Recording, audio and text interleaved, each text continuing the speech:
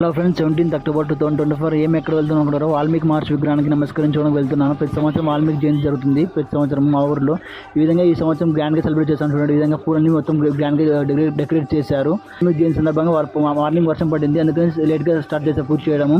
వర్షం తగ్గాక 1 o'clock నుండి పూజ start చేయడం మొదలు పెట్టారు. వాల్మీకి అంతా కలిసేసి వాల్మీకి జయంతి సందర్భంగా మైదాపిండితో చేసిన దీపజ్యోతిని ఆంజనేయ స్వామి గుడి చుట్టూరా ప్రదర్శిస్తారు. అదేవిధంగా తర్వాత బొడ్రా చుట్టూ ప్రదర్శిస్తారు. తర్వాత వాల్మీకి జయంతి సందర్భంగా వాల్మీకి విగ్రహానికి చుట్టూరా ఒకసారి ప్రదర్శన చేస్తారు. తర్వాత పూజ చేసుకుని టెంకాయ కొడతారు. ఈ విధంగా గ్రాండ్ గా సెలబ్రేట్ చేస్తారు ప్రతి సంవత్సరం మా ఊరిలో. ఈ విధంగా వాల్మీకి జయంతి సెలబ్రేట్ చేస్తారు. కామెంట్ తెలియజే మర్చిపోకుండా. చూడండి, ఈ విధంగా గ్రాండ్ గా పూలంతా పెంచారు. నేను మొదటిగా ఊరికి వెళ్ళి నమస్కరించుకున్నారు. మా ఫ్రెండ్స్ తో కాషాయపరంగా ఉన్న కండువా ఇప్పించుకొని వేసుకొని వాల్మీకి మహర్షికి నమస్కరించి పూజ చేసుకున్నాను. మైదాపిండితో చేసిన జ్యోతిని వాల్మీకి చుట్టూ ప్రదర్శన చేసిన వీడియోలు కూడా యూట్యూబ్ ఛానల్లో ఉన్నాయి, వెళ్ళి చూడండి. తప్పకుండా మీకు నచ్చుతాయి అనుకుంటున్నాను. అదేవిధంగా ఇవి గ్రాండ్గా సెలబ్రేట్ చేస్తారు మా ఊర్లో. అదేవిధంగా నేను కూడా నమస్కరించి పూజ చేసుకున్నాను. తర్వాత ప్రతి అయిపోయిన తర్వాత మా అన్నదాన కార్యక్రమం ఉంటుంది.